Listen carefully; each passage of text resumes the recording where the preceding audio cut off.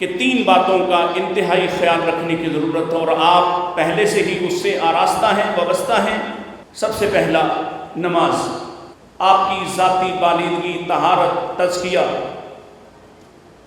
اس سے بہتر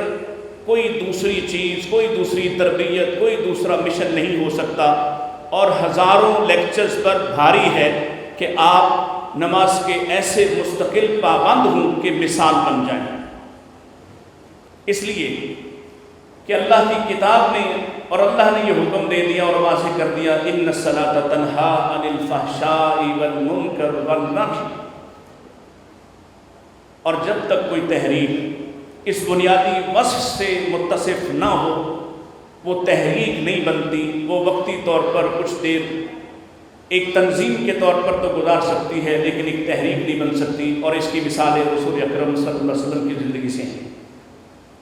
دوسرا ہے اخلاق۔ اخلاق آپ کی پہچان ہے،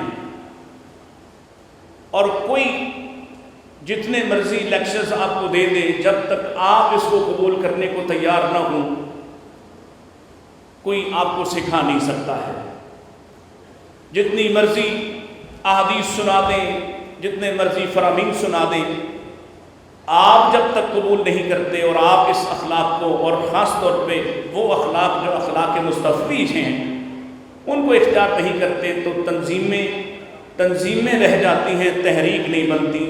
شاید آپ میری بات سمجھ رہے ہوں کہ ہمیں صرف تنظیم نہیں رہنا، تحریک بننا ہے، ترغیب بننا ہے ان سب کے لیے، اہل حدیث ہی نہیں، اہل سنت کے ہر ایک فرد کے لیے، کہ وہ چاہے، وہ پسند کرے کہ کیسے ممکن ہو کہ میں اہل حدیث یوتھ فورس کی صفوں میں شامل ہو جاؤں۔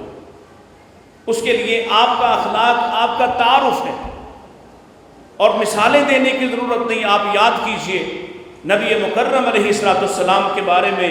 لوگوں کو کس حد تک آپ کے اخلاق عالیہ کا یقین تھا کہ آپ نے اس گلے میں کپڑا ڈالنے والے سے سوال کیا تھا کہ تمہیں میری ہی فوج کے درمیان، میرے ہی ہاں یہ جرأت اور ہمت کس نے دی کہ میرے گلے میں کپڑا ڈالو اور اس درست لہجے سے مجھ سے بات کرو؟ اور اس نے صرف ایک جواب دیا تھا کہ میں یہ جانتا تھا انک لا تکافئ بالسیئۃ السیئۃ، مجھے معلوم تھا کہ آپ میری برائی کا بدلہ برائی سے نہیں دیں گے۔ تیسری بات اس میں نماز اور اخلاق کے بعد یہ بھی آپ کا تعارف ہوتی ہے، اور خاص حالات میں خاص تعارف ہوتی ہے،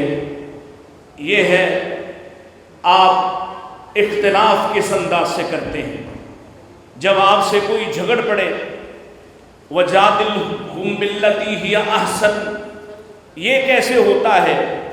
اور یہ دلوں کو فتح کرنے والا ایک ہنر ہے جو اللہ کی کتاب نے واضح کیا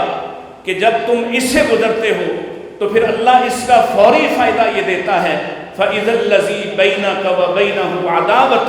كَأَنَّهُ وَلِيٌّ حَمِيمٌ، اللہ تمہارے مخالفین کو، معاندین کو، تمہارے معاصرین اور دشمنوں کو بھی تمہارا ساتھی اور رفیق بنا دیتا ہے۔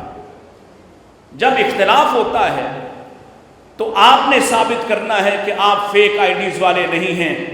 آپ گالی دینے والے نہیں ہیں، آپ دلیل والے ہیں، اور دلیل سے آپ اپنے مخالف سے بات کرتے ہیں۔